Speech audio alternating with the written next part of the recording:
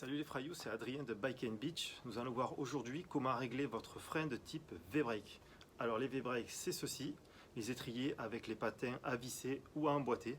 Ce sont les freins les plus standards, les plus courants, ceux qu'on va retrouver sur tous les vélos loisirs récents, que ce soit VTT, VTC ou vélo de ville.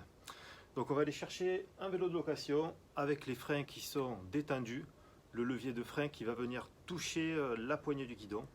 Donc là, c'est pas bon, il faut absolument faire le réglage parce que vous allez perdre en capacité de freinage. C'est parti. Alors les Frayous, voici une partie du parc de location. On va vérifier si les leviers de frein touchent la poignée, tout simplement, pour choisir notre vélo. Ce sont les vélos 1,28 pouces, les standards, ceux qu'on loue le plus en pleine saison. Alors je vois que celui-ci, la poignée, le levier de frein vient toucher la poignée du guidon. Donc on va le choisir et on va aller le régler.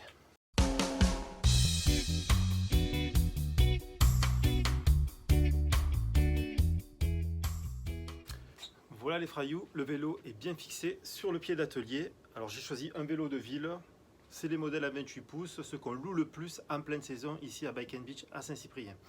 Donc pour ce réglage de frein V-brake, si vous n'avez pas de pied d'atelier comme moi, c'est pas grave, vous pouvez très bien mettre le vélo sur la béquille ou appuyer contre mur, le réglage sera exactement le même. Donc voilà, comme je vous ai montré tout à l'heure, je ne sais pas si vous le voyez bien, mais le levier de frein est très détendu, vient toucher la poignée, et ça, c'est pas bon du tout. Alors on va commencer le réglage. Dans un premier temps, on va venir déconnecter le câble du frein avec une clé Allen de 5, comme ceci. Voilà, le câble est déconnecté et les étriers sont complètement lâchés. Ensuite, on va venir vérifier la position du patin quand il va frotter la jante. Donc pour faire cela, on va pousser l'étrier et le patin sur la jante. Là, je vois que le patin n'est pas tout à fait centré. Il faut que le patin soit au ras du pneu. Donc on va tout simplement dévisser le patin avec la même clé,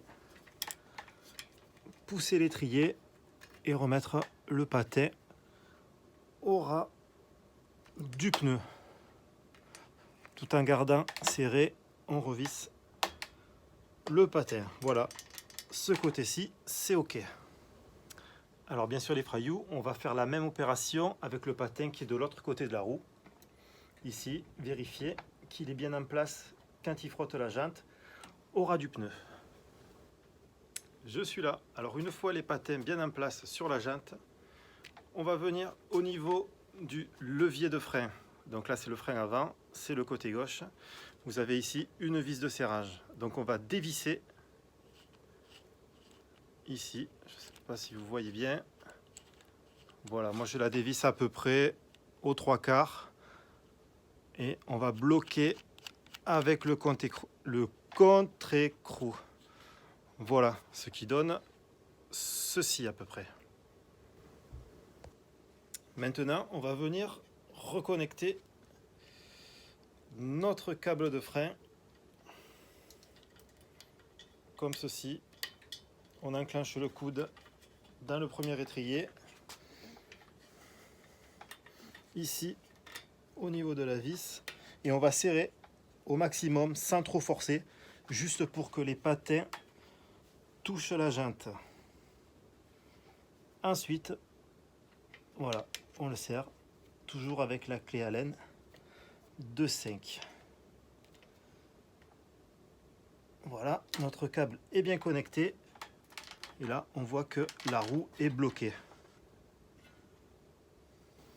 Alors maintenant que le câble est reconnecté, que les étriers sont serrés, que les patins touchent la jante, on va revenir au niveau du levier de frein et on va revisser cette fameuse vis de serrage. Voilà, on remet le contre-écrou en place et on la visse complètement.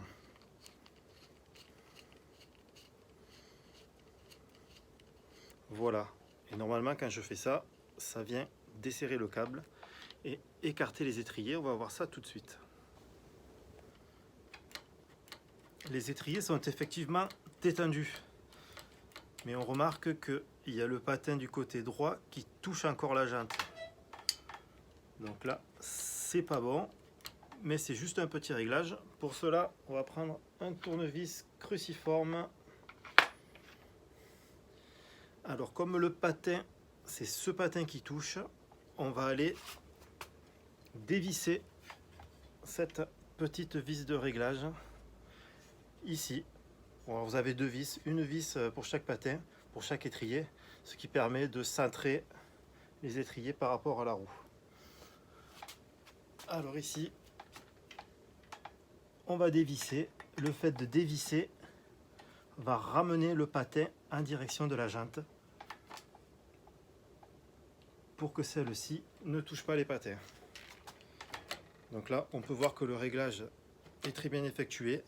Il faut faire tourner la roue, freiner, et quand on relâche, si la roue redémarre, retourne, c'est que le frein est bien réglé.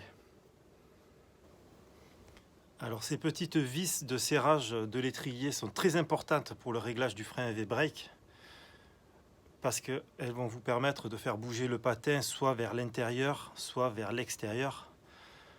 Le fait tout simplement de visser cette petite vis va tendre le ressort de l'étrier et ramener le patin vers l'extérieur. Contrairement, vous pouvez le dévisser et ça va ramener le patin vers l'intérieur. Vous faites ça de chaque côté pour bien centrer les patins et que la roue ne touche pas quand on la fait tourner. Vous voyez, comme je vous avais dit, je fais tourner, je freine, je relâche, la roue repart. Donc c'est un réglage quasi parfait. Enfin, quasi parfait, non, c'est un réglage parfait. Et vous pouvez voir au final que le levier de frein ne vient plus du tout toucher la poignée. C'est parfait. Voici le réglage qui est très simple d'un frein V-Brake. Voilà les Frayou, c'est terminé. Vous savez maintenant comment régler votre frein de type V-Brake. Quant à moi, je viens de recevoir les vélos électriques de ville, les nouveaux pour la prochaine saison d'été. Donc j'ai plein de boulot, peut-être l'occasion de faire une nouvelle vidéo pour vous montrer comment on monte un vélo neuf, un vélo électrique. Et il y aura dans d'autres vidéos des essais de ces nouveaux produits. Portez-vous bien et à cet été. Bisous!